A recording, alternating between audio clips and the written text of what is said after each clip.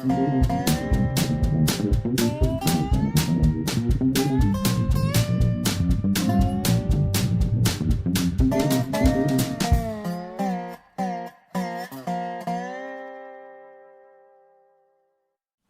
Monk, Prairie Monk, WAFT Champaign, 90.1 on your FM dial. And Dave on the board. This is Sunday, May the 5th, the day after Star Wars Day. May the 4th be with you.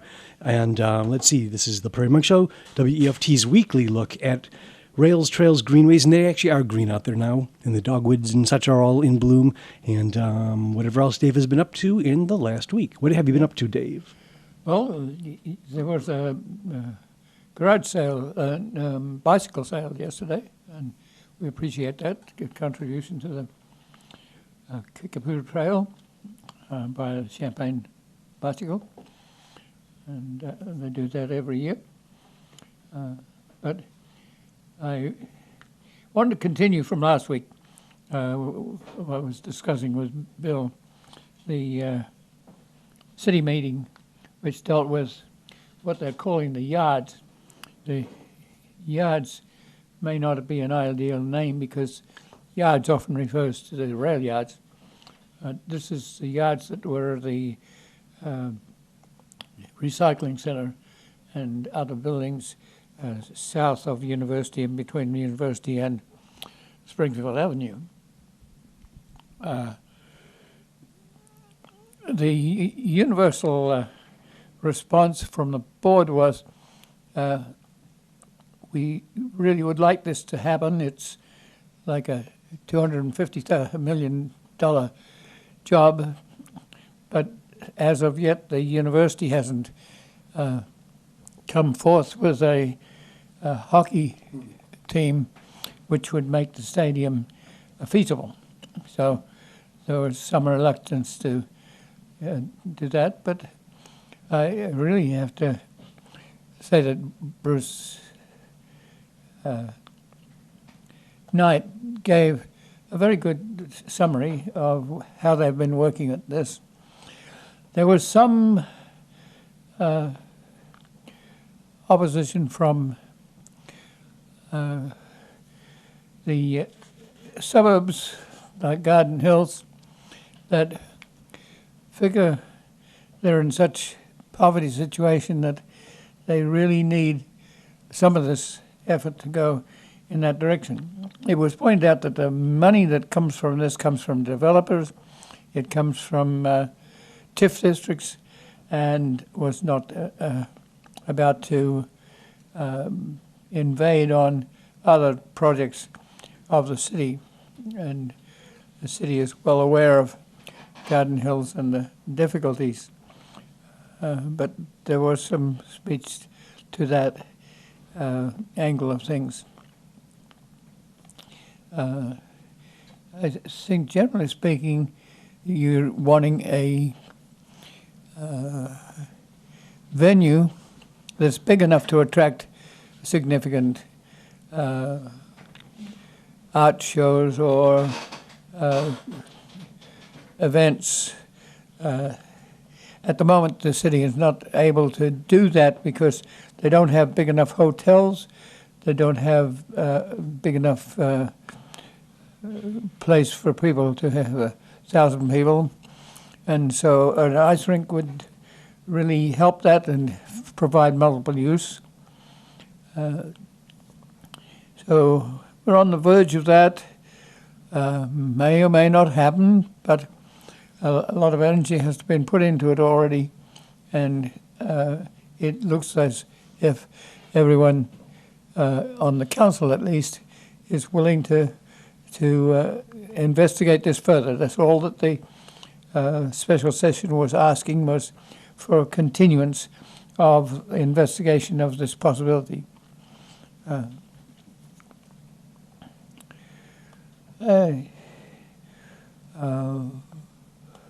We'd like to continue our discussion of a potential state or national trail from Kankakee to Rantoul, but I'd like to concentrate on the piece that comes from Paxton. And we do have quite a lot of record on this site. It's 10 miles.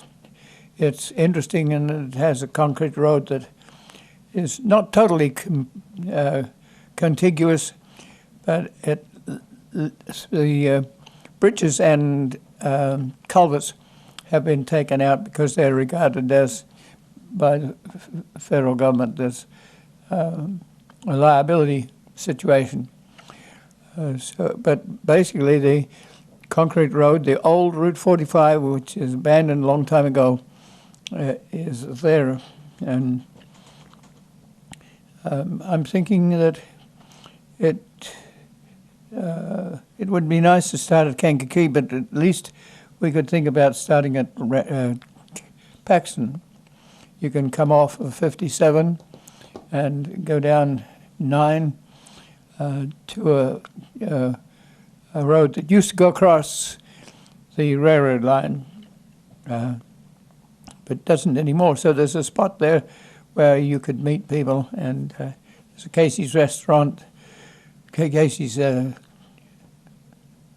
shop right nearby, a gas station, and it's an easy place for people to meet. So from that you can go north a little bit to a bridge that does go across the railroad bed. You're on a moraine, and it's high, and it's high enough that they've had to take cuttings through that, and Champaign has benefited because all that excess glacial till came down and raised the railroad line in Champaign and allowed us to have underpasses in an era when there were like 28 trains a day and people were getting sick of waiting for a level crossing. So we're on a high hill, and the cemeteries are usually in places that are significant so that you can visit them, you can look over the landscape, there's no leachate from bodies that in a swampy situation. So the cemetery that we're interested in at Paxton is a Prospect Cemetery, and it's on a slope and just a little on the south side of Paxton. Whether you could take tourists into that cemetery prairie, which is partially got old graves from past era. The cemetery is no longer being used, and the vacant reserve area has not been disturbed, so it has very good prairie on it.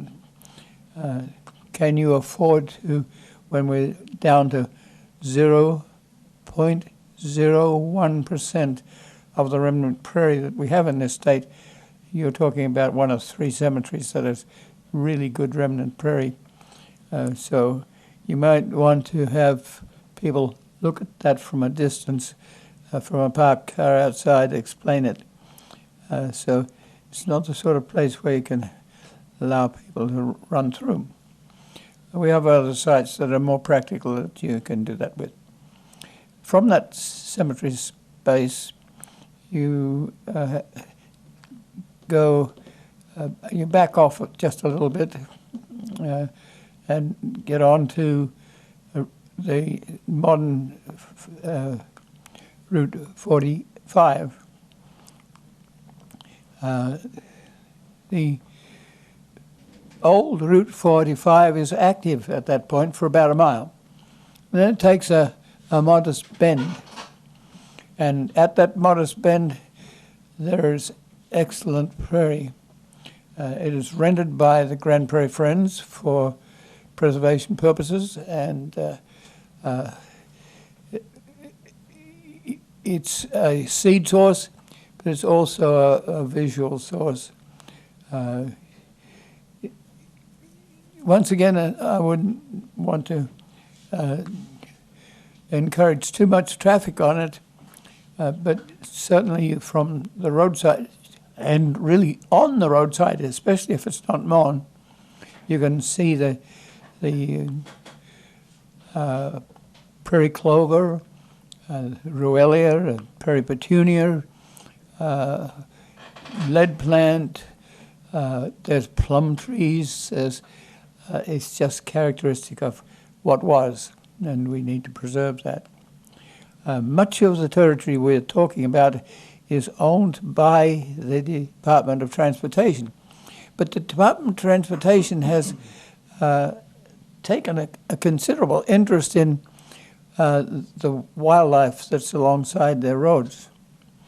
They get some criticism from people who feel that the wildlife on the roadside will invade the corridor, and there'll be a possum or a raccoon moving across the road, and a car will move out and have a accident. So there's a balance between the clean and tidy and the nature. This corridor is coming off of the Paxton Moraine, and within about 1.5 miles there is an outwash plain creek, which is really very typical of this sort of moraine. It's fed by palmate creeks that run off the moraine. When there was glaciation, it was taking the drainage water off. Now that the glaciers were retreated 10,000 years ago, the water that falls on those places comes into that outwash plain creek. Then you move about 1 mile, and Old 45 goes around through Ludlow, and that has a very large elevator, which gives people who don't come from an elevator background a chance to see that sort of small community. There was a main street, and there's a township there that has its own school district. It was at one stage the terminus for the Illinois Central Railroad when it was being built. So now as you go out of Ludlow, you move up very slowly up the backside of the Bloomington Moraine. So you have this transect that is really rather nice. It has some of those creeks that move back into the Paxton Outwash Plain Creek, but some of it has been channelized some through the hill so that it runs down the advanced side of the Bloomington Moraine. The glacial till there is rich. It is kind of loose because this is where the glacier was dropping rock and rubble, but it wasn't the prime part of the moraine. It has areas where you could park. We're not intending to put vehicles on the right of way. You have to know that this is a dream. It's not fait accompli, but you have in the Department of Transportation, headed by Stephanie Dobbs, a group of people who has their task to look at roadside improvement. And this is a corridor that retains some of its remnants, whether that is soil and its microorganisms in the soil, or the few plants that are there by nature. There are invasive creatures, and the invasive plants especially are autumn olive and teasel. There's a lot of teasel, and it takes a long while to get rid of it. But then think 200 years, think what your generation now is going to have in terms of remnant prairie when it's down to 0.01%, and this can be upgraded. It can be upgraded by burning. It can be upgraded by the removal of those invasive vege- vegetation, and it can allow you to stop. It would require a kiosk here and there. A kiosk is a little stand that might be 8 or 10 feet tall with a small roof, and it has enough photographs and maps to help you understand what you're doing. In the long run, part of this corridor we would hope to have a visitor center, but you have to know that visitor centers cost money and they have to be personed, and that costs. So a kiosk might be all we can get. It might even be that we don't even have that until we get rid of some of the invasive creatures. And I'm saying creatures, but roadside areas, even though wide, are still not ideal prairie preservation sites because they're long and thin and not always representative of, say, 10,000 acres of prairie. But given the fact that we don't have one of those 10,000 acres nearby, and there is some of that sort of thing in Manhattan, Kansas, where there's a federal preservation of a prairie area that's substantial enough to carry a bison and the like. But this is all we have, so let's deal with it very carefully, and I want you to know that this is a valuable piece of land. And we're coveting it because we don't own it, but it allows you a transect over a moraine so that you can see the front side that was leaking meltway from glaciers out into an outwash plain. And there are all the elements of that transect. The dry areas which have been covered by lush that has been blown across the state from the Illinois River, Mississippi River, when the meltwater rivers dried up. So you have a very rich loess, L-O-E-S-S, it's wind-blown material. When wet, it's very wet, and when dry, it's very dry. So it's, but it's fertile, and the plants adapt to it. Most of the heavy material has dropped out nearer to the rivers, so you've got fine-grained material, and plants adapt to it. And so part of the trying to have a windshield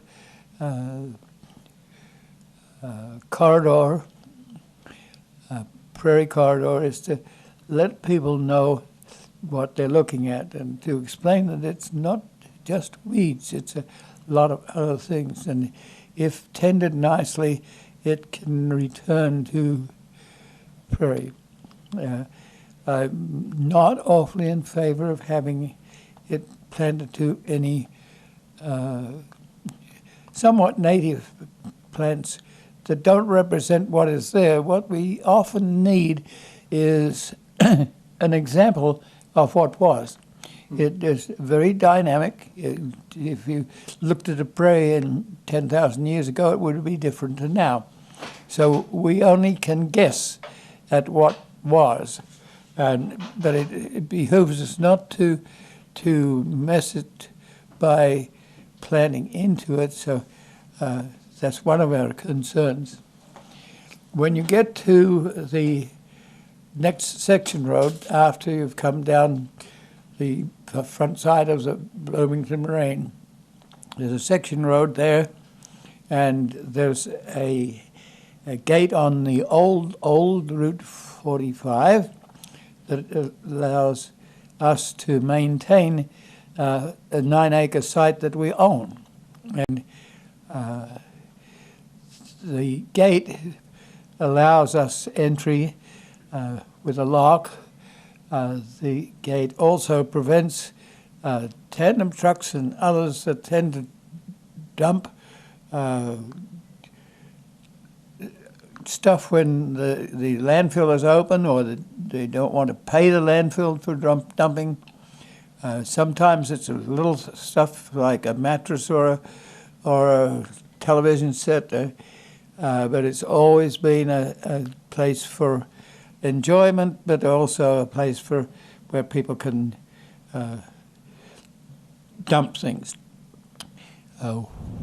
That 9 acres starts at that section road and goes down probably about best part of a mile, and it has wetland at the top end, mainly because there is a outwash creek there, and it has also been manipulated.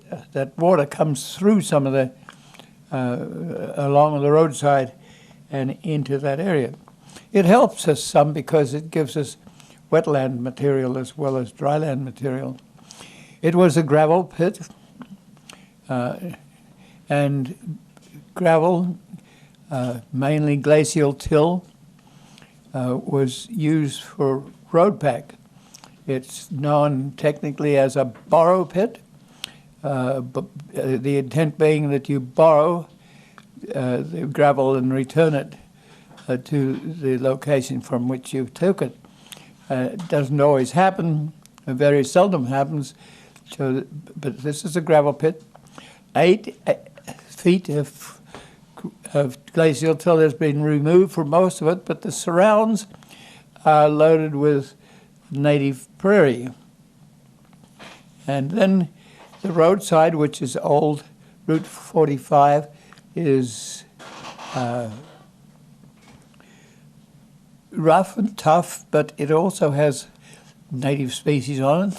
And then there's an old interurban, which is quite rich in prairie, and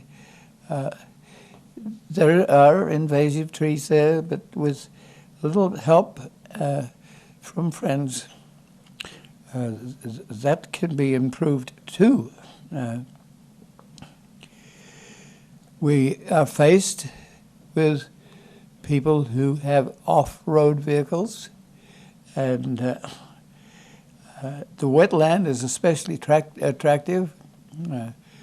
If left to their own devices, they like to look at this as a weed patch and go in and mess around with two-wheel vehicles, four-wheel vehicles, and get buried up to their carburetor or their distributor in mud and enjoy getting out of it. We haven't had that for a while, but every once in a while you can have 25 minutes of that sort of activity can take your prairie out 75 years of work to preserve it. So we need a fence, and we need again to be able to know whether we could put traffic through that natural area, which is part remnant and part reconstruction prairie. But it's growing back. Part of it has been an attempted agriculture, but on a borrow pit, when you have glacial till, it doesn't do very well for agriculture. But the attempt has disturbed it enough that they have to reseed that with species that are right close by. The little stream goes by. If you go there to visit, you need to take a Wellington boots, or if it's wet.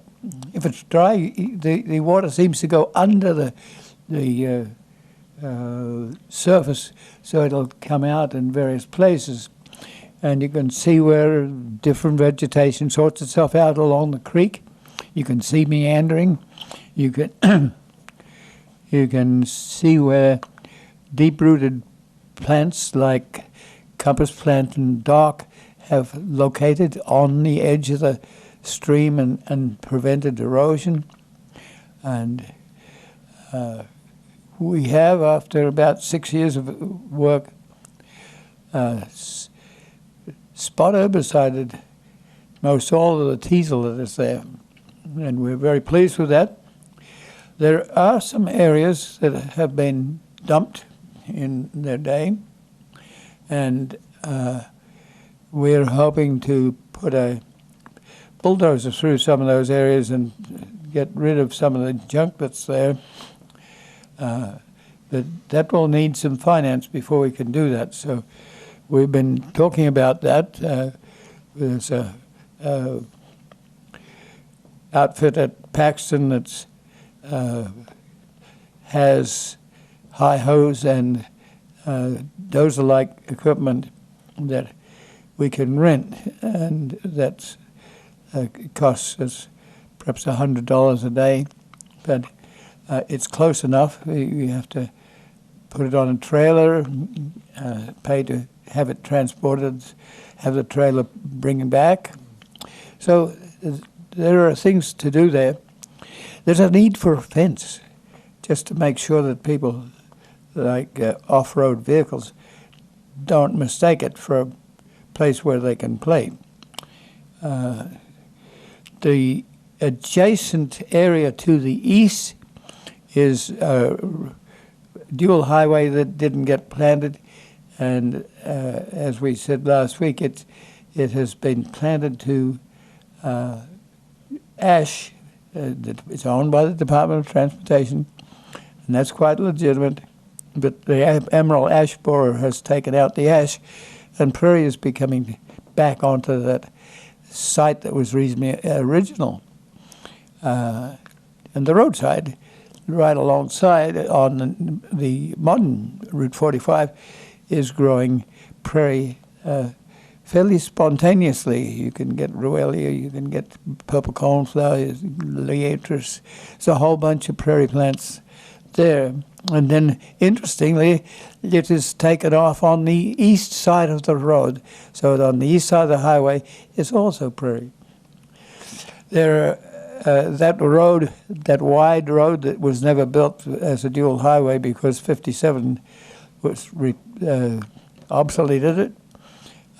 On the east side of that road, there is some mowing for haying. And so that's the sort of thing where you have to diplomatically work at it to figure out whether you can have that back as prairie. But it is typical of the rolling moraine physiography. Just a little trip to the east or to the west, and you can follow that sort of rolling terrain. If you go east to Gifford, which is just only about 5 miles away, you would have a Grand Prairie Friends Mile of a similar prairie. You could also, by doing that, you can actually look over Rantoul and see what the outwash plain was like. So it looks like Flatville was when it was flat years and years ago, and people came, Frieslanders and Deutschlanders who knew how to drain in Europe, knew how to drain here, and they got the very best soils when they were drained. They're Drummers and Flanagan soils that are rich, and rich also in organic matter. The prairie we're talking about had a lot to do with the maturation of these soils, so we have to thank the prairie for that, and in that case we should also think about keeping some of it. Some of this area is terraced, so that the contour shape of the fields allows you to understand the rolling nature. It's not easy because the north, south, east, west plat doesn't allow you to go from contour to contour across several farms, but there's also a little bit of livestock agriculture here because it's not easy to plow and do row crop work. But where it is available for row crops, there's also another issue or interest. It's irrigation. You can irrigate these sites from the underground aquifer, and you can almost get in 2 crops a year. That's because it's glacial till, it's gravelly, it faces south, so it's warmer, and it's well drained. But that use of very pure aquifer water is almost devastating in the fact that it takes out more water than the Twin Cities take out in some cases. I can't give you a figure, but it's a utilization. So a little bit of wandering back and forth across that moraine gives you an idea of what continental glaciation was like. And you see the drainage ditches. Sometimes they're made straight, but actually water does not run straight. So you have to think about the physics of water and physics of riffles. If you take a piece of steel between your 2 arms and squash it, it will go into a sigmoid curve. And there's a node in the middle. And so there are little things to look at there. They're interesting. So now, if you go a little further south of our 9 acres, there's about 6 or so acres of unused farmland. We would love to get that as a site for reconstruction so that you could actually go into that area and enjoy it, and it would be a little bit expendable. It would be a place where you might possibly have a visitor center in the future. And that's the sort of site that would take perhaps 10 years to come back into a modest prairie. It won't be as rich as the prairie to the north, but it constantly, as you have groups like Audubon and plant societies and master naturalists and others, you get to plant that, and you can bring it back to a prairie that is got all the facsimiles of it, looking like a regular prairie. And you could have a vehicle stop on the old, on that section perhaps, and or we'd find a parking lot in some way, allow you access to that area. And that's a dream for the future, but we've already been talking about it to the extent that it might be a kickstart for starting a purchase of that piece of land. So we've talked to the owner, and we are pleased to note that the next 6 acres is being acquired by the nearby cemetery for increase in the future, and they have kindly planted prairie. It's a Pheasants Forever style prairie, which is relatively simple because they are looking for prairie that where you can hunt. But they, over the years, have gotten much more sophisticated about planting prairies and much more biodiverse. And this week we'll have Jason Bleach here, who is a specialist that works with Pheasants Forever nationally to plant biodiverse prairies and little plots here and there, and working with Urbana Public Television, which has been tremendously helpful in this sort of discussion.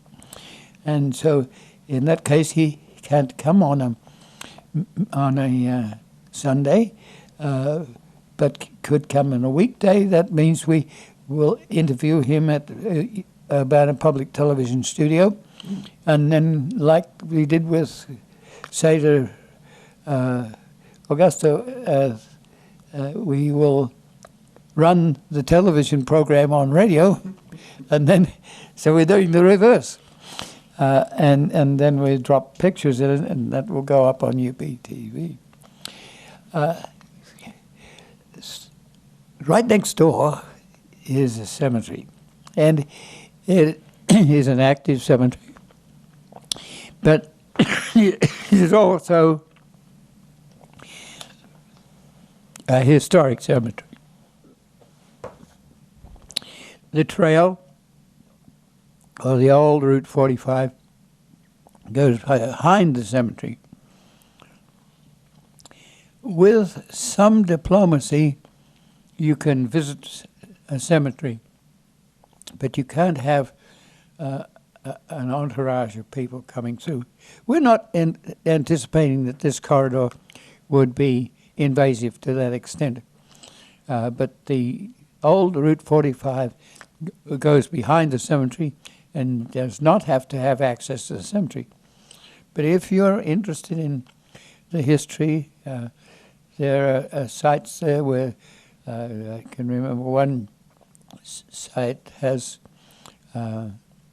3 wives, and they probably all died in childbirth, because in those years, not only childbirth, but working a farm, and often women had to work the farm too, and sometimes they lost their lives. So you have some of that sort of history. There are societies that sometimes have members of the society buried in the same place. The cemetery is on a little rise, and it looks over the cemetery to the cemetery, but it also looks over in the distance the Pope Prairie to the north. The Pope Prairie is so named because it was owned by the Pope family, who used to have billboards on the road that circumvented the cemetery. Now, if you have high school groups that are interested in their history, they can follow the history in that cemetery. It is near to the Chanute Air Force Base, so you have a lot of Air Force relations. And you also have the pioneer families. So there are interesting things that you can do. The sociology of that corridor. Now, to the south of that cemetery is about 15 acres of very wet and swampy land, which can't be used for agriculture. It's near to town. It's near to Rantoul, so there's a potential that it could be filled with 150 tons of fill and utilized commercially. But I would love to see that bought as an example of what you get in Flatfield, just a few miles away. There's the flatland that was out in front of that moraine, and here it is right there where we're looking at a transect for the Bloomington moraine. So you have not only the geological structure, but you have the species in that transect that go from wet to mesic to dry, and you then have the opportunity to look and see and be curious about how these plants sort themselves out according to the moisture gradient, or the sand or loess or whatever environment they're in. Now, that segment is used a lot by the Department of Transportation to store gravel and materials. But once again, there's the possibility of multiple use. And there's some buildings there haven't been used for a while because the untoward characters get in there, and if you leave a tractor park in there, you're likely to get a bullet through the gas tank or something like that. It's just oddball enough that it's not used except for a day or two use.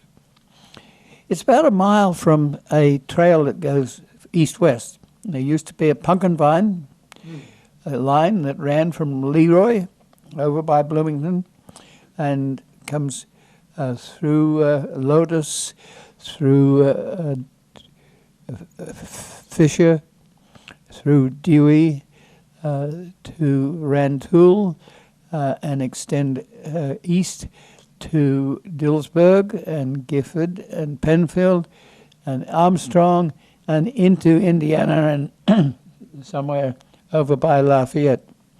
That line was closed out, but it's 3 miles of it went through Rantoul village, and that 3 miles had been reconstructed as a urban rail trail, which is heavily used, and it gives people a chance to think about what they might do with the space between Paxton and Rantoul, or reverse Rantoul to Paxton, and I would like to see that little piece be included in our windshield visit. You can windshield it by just going to the section roads and driving across. If you want to get off and get your bicycle that you've been using on the old Route 45, then you can visit in real style with a bicycle or just hike. But we had hoped it might go up the hill again onto the Bloomington Moraine, but as it went east, but that didn't happen. We had asked the Fisher Grain and Coal Company, which owned the railroad line, the short line, and it was closing it out, if we could preserve the dignity of the undisturbed soil on either side of the right-of-way, either side of the ballast. But there is always a drive for a few more rows of corn and soybeans, and the key to this is the bridges that go across the drainage. Those palmate drainages come down, and if you want to get across them, you need the railroad bridges, and they have been taken out. So it's just 3 miles, and a good demo of what we might see in the future. Then you can escape to 57 or go through to Champaign. But I wanted to put that together because what we're doing is trying to get you some blogs, so you don't have to listen to all my rants about other things that we get involved in. So we have a link to the Pope Prairie, which might be very helpful there, so we'll add that to the Banner Public Television rendition of this. Okay, I'm seeing that we have about 15 minutes left. I did run across a book that I thought was rather fun. It was it's a book by Marilyn Rasmussen, and she has taken the place of a stone. So she starts off. She must have a geological background to some extent, I think. She has enlisted all the named people that you could ever want to know about some of these things, and so there's Dwayne Berger, who is a geologist. There's Nell Carpenter, who was in charge of the Banner Free Library and gave it the reputation of being a archiving library.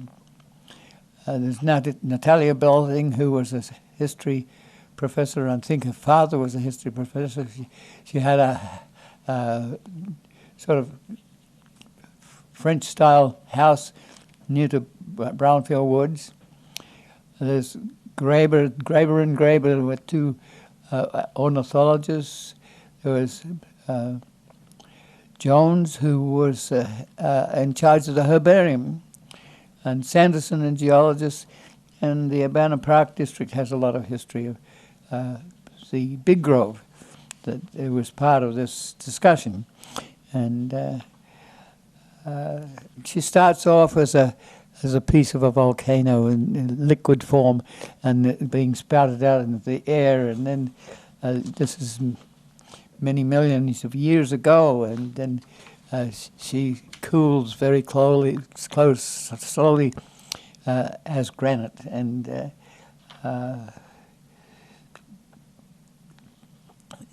she goes through the early development of chemicals coming together. Perhaps it might be that granite that would be boiled again and moved into gneiss, so that it was in sort of layers. It eroded a little bit. It started to get lichens and primitive organisms that were part of getting vegetation back. And all the time, this is a stone that is sort of made human, and so he listens to things and talks to people, and gradually gets to look at the stars, to look at the dinosaurs coming in, the mastodons. He finds he ends up in a place where people from Vermilion County with a native background that would cook the mastodon. They would find spears, and so all of these things are backed up by some of the people who are adjudicating this small booklet, but it's kind of fun. And then there is the Tees River Valley. The Tees used to run, and there was an inland sea, and so this rock becomes part of the Tees River Valley, and then that dries up some, and you have a glaciation, and it covers over a lot of this. And underneath you have the Mahomet Valley, which is a continuation of the Tees Valley. And so it moves through early settlers and then gets back to the Boneyard and Lincoln and the rebirth of a rock. I think he's sitting in a field with a bird that has rocks, and you put the rocks around as a nest and then lay eggs. And so he's talking about, Marilyn is talking about regeneration. So I was kind of interested in that. But I do have a number of things to report. There was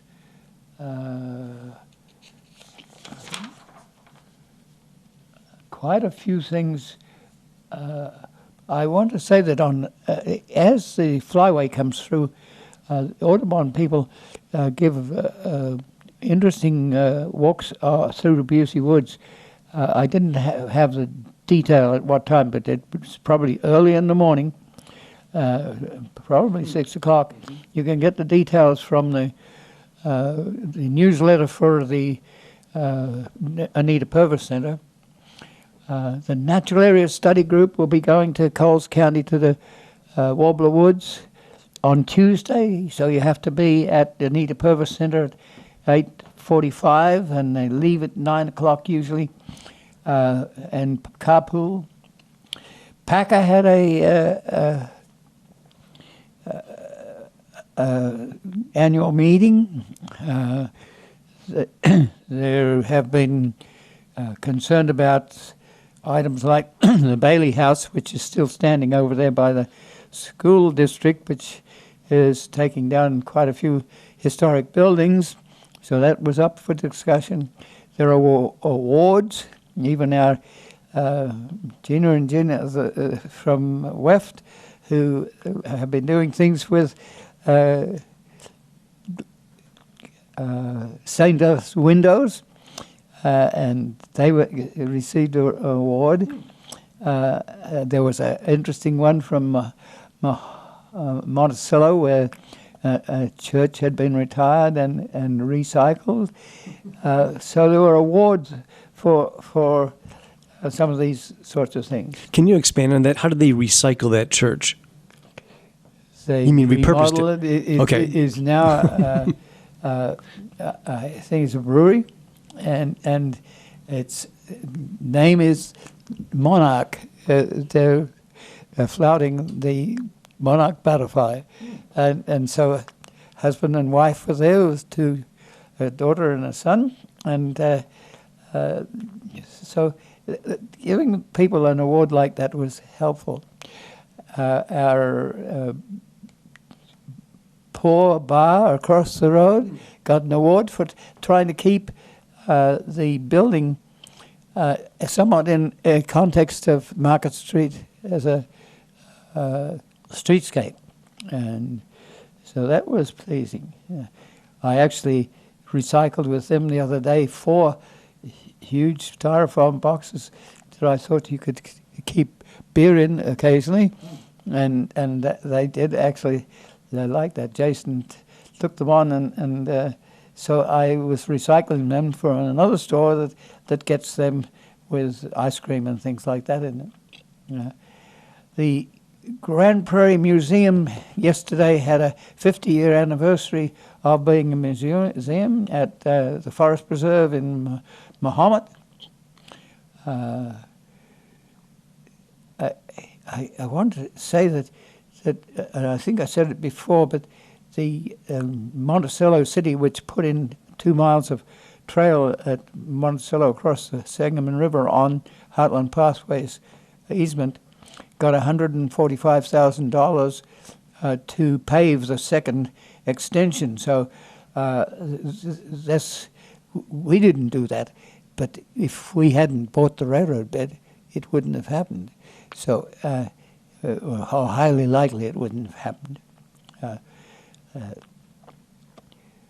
I want to say that you can recycle your electronics. You go to eCycle Book Me, eCycle Book Me, and you register. You'll get an appointment so that you don't have to be in a 3-mile queue of lining up to get rid of your electronics. It's a little kinder on your system. I can remember the day of having my CRX boil because it didn't like to be started and stopped and started and stopped. So once again, eCycle Book Me, and you can register for a time when it's a Saturday, and I don't know the date of it yet, but if you go to your computer, you can get that information.